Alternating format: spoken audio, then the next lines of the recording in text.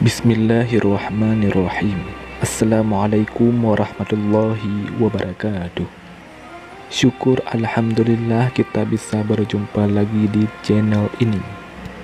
Salawat dan salam selalu dan tetap tercurahkan kepada junjungan kita Nabi besar Muhammad sallallahu alaihi wasallam.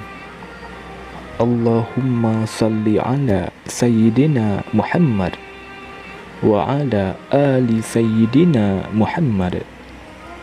Harapan dan doa saya semoga saudaraku semuanya selalu diberikan kesehatan, dilapangkan rezekinya, diampuni dosa-dosanya, dan dipanjangkan umurnya. Amin ya rabbal alamin. Saudara muslim yang dirahmati Allah Subhanahu wa taala, sebagai seorang wanita muslimah hendaknya memiliki sifat-sifat yang disukai oleh Allah Subhanahu wa taala. Islam sendiri sangat memuliakan wanita, di mana kedudukannya adalah 3 kali lebih tinggi dibanding pria. Sebab itulah, sebagai wanita hendaknya harus memiliki sifat-sifat yang Allah Subhanahu wa taala sukai. Lantas apa saja 8 sifat wanita yang disukai oleh Allah Subhanahu wa taala? Yang pertama, menutup aurat. Wanita terbaik itu yang menutup auratnya. Aurat wanita adalah seluruh tubuhnya kecuali wajah dan telapak tangan, menurut pendapat terkuat di antara pendapat para ulama. Dalam Al-Quran surah Al-Ahzab ayat 59, Allah Subhanahu wa taala berfirman, "Hai Nabi, katakanlah kepada istri-istrimu, anak-anak perempuanmu, dan istri-istri orang mukmin, hendaklah mereka mendekatkan jilbabnya ke seluruh tubuh mereka. Yang demikian itu supaya mereka lebih mudah untuk dikenal, karena itu mereka tidak diganggu, dan Allah adalah Maha Pengampun lagi Maha Penyayang." Quran surah Al-Ahzab ayat 59. Jilbab bukanlah penutup wajah, namun jilbab adalah kain yang dipakai oleh wanita setelah memakai khimar. Sedangkan khimar adalah penutup kepala.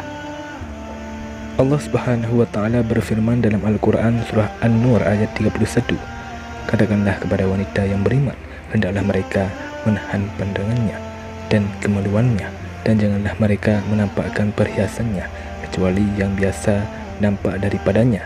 Quran surah An-Nur ayat 31. Yang kedua, berbusana dengan memenuhi syarat pakaian yang syar'i. Wanita yang menjadi idaman sepatutnya memenuhi beberapa kriteria berbusana. Pertama yaitu menutupi seluruh tubuh termasuk kaki kecuali wajah dan telapak tangan. Yang kedua adalah bukan memakai pakaian untuk berhias diri. Di dalam Al-Quran Allah Subhanahu wa taala berfirman, "Dan hendaklah kamu tetap di rumahmu dan janganlah kamu bertabarruj seperti orang-orang jahiliyah pertama." Quran surah Al-Ahzab ayat 33. Abu Ubadah mengatakan tabarruj adalah menampakkan kecantikan dirinya. Az-Zujaj mengatakan tabarruj adalah menampakkan perhiasan dan setiap hal yang dapat mendorong syahwat godaan bagi kaum pria. Yang ketiga, berpakaian longgar, tidak ketat dan tidak tipis sehingga tidak menggambarkan bentuk lekuk tubuh. Syarat yang keempat adalah tidak diberi wangian atau parfum. Dari Abu Musa al-Asy'ari bahwasanya ia berkata bahwa Rasulullah SAW bersabda, "Seorang perempuan yang mengenakan wangian lalu melalui sekumpulan laki-laki agar mereka mencium bau harum yang dia pakai, maka perempuan tersebut adalah seorang pelacur." Hadis riwayat An-Nasa'i, Abu Dawud, At-Tirmizi, dan Ahmad. Selanjutnya, syarat yang kelima adalah tidak menyerupai pakaian pria atau pakaian non-muslim. Dari Ibnu Abbas radhiyallahu anhu berkata, Rasulullah melaknat kaum pria yang menyerupai kaum wanita dan kaum wanita yang menyerupai kaum pria. Hadis riwayat Bukhari. Rasulullah SAW juga bersabda, "Barang siapa yang menyerupai suatu kaum maka dia termasuk bagian dari mereka." Hadis riwayat Ahmad dan Abu Daud. Itulah diantara beberapa syarat pakaian wanita yang harus dipenuhi. Yang ketiga, betah tinggal di rumah. Di antara yang diteladankan oleh para wanita yang soleha adalah betah berada di rumah, bersungguh-sungguh menghindari laki-laki, serta tidak keluar rumah kecuali ada kebutuhan yang mendesak. Hal ini bertujuan untuk menyelamatkan lingkungannya dari daya tarik wanita yang merupakan godaan terbesar bagi laki-laki. Dalam Al-Quran Allah Subhanahu wa taala berfirman, "Dan tinggallah kalian di dalam rumah-rumah kalian dan janganlah kalian berdandan sebagaimana dandan ala jahiliyah terdahulu. Quran Surah Al-Ahzab ayat 33. Ibnu Katsir ketika menjelaskan ayat ini mengatakan, hendaklah kalian tinggal di dalam rumah-rumah kalian dan janganlah kalian keluar rumah kecuali karena ada kebutuhan. Dari Abdullah, Rasulullah SAW bersabda, sesungguhnya perempuan itu aurat. Jika dia keluar rumah maka setan menyambutnya. Keadaan perempuan yang paling dekat dengan Allah adalah ketika dia berada di dalam rumahnya. Hadis riwayat Ibnu Khuzaimah. Yang keempat, memiliki sifat malu. Dalam hadis Rasulullah SAW bersabda, rasa malu tidaklah mendatangkan kecuali kebaikan. Hadis riwayat Bukhari dan Muslim. Kriteria ini juga semestinya ada pada setiap wanita. Contohnya adalah ketika bergaul dengan pria. Wanita yang baik seharusnya memiliki sifat malu yang sangat. Cobalah perhatikan contoh yang bagus dari wanita di zaman Nabi Musa AS. Dalam Al-Quran Allah Subhanahu wa Ta'ala berfirman, dan tak kala ia sampai di sumber air negeri Madyan, ia menjumpai di sana sekumpulan orang yang sedang meminumkan ternaknya, dan ia menjumpai di belakang orang banyak itu dua orang wanita yang sedang menghambat ternaknya. Musa berkata, apakah maksudmu dengan berbuat begitu? Kedua wanita itu menjawab, kami tidak dapat meminumkan ternak kami sebelum pengembala-pengembala itu memulangkan ternaknya. Sedangkan bapa kami adalah orang tua yang telah lanjut umurnya. Maka Musa memberikan minum ternak itu untuk menolong keduanya. Quran Surah Al-Qasas ayat 23-24. Saudara muslim yang dirahmati Allah Subhanahu wa Ta'ala, lihatlah bagaimana bagusnya sifat kedua wanita tersebut. Mereka malu berdesak-desakan dengan kaum lelaki untuk meminumkan ternaknya. Namun coba bandingkan dengan wanita di zaman sekarang ini.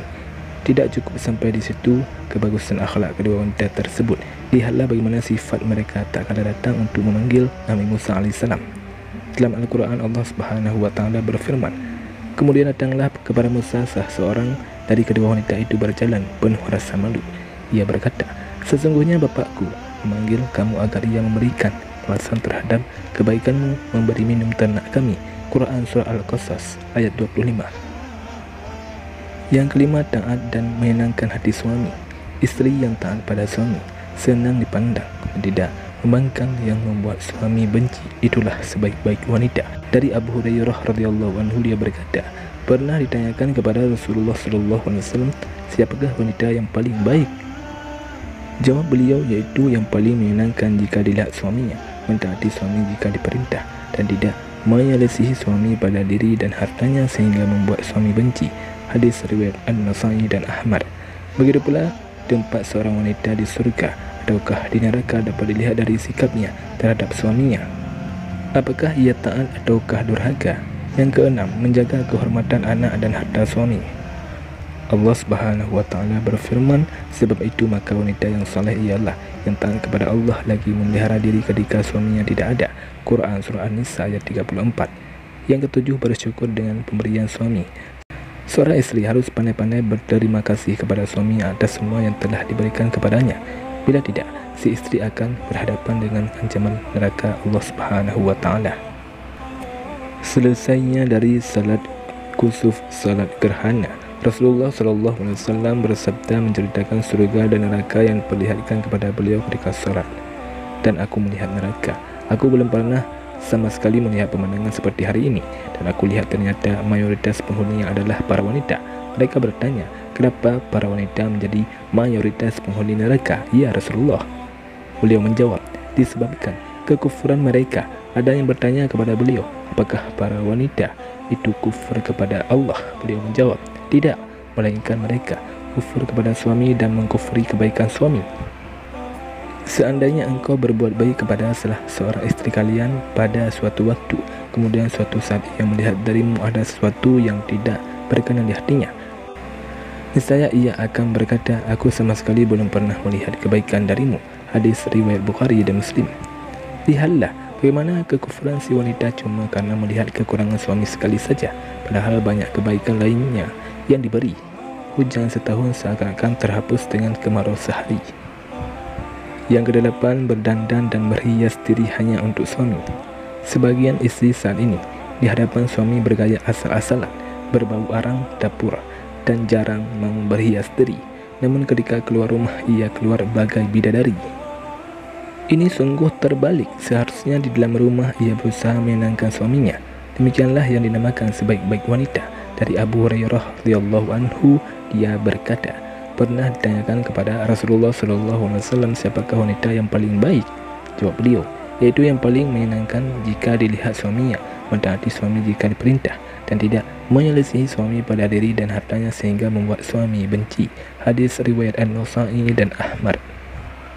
Saudara muslim yang dirahmati Allah Subhanahu wa taala, demikianlah 8 sifat wanita yang paling disukai oleh Allah Subhanahu wa taala.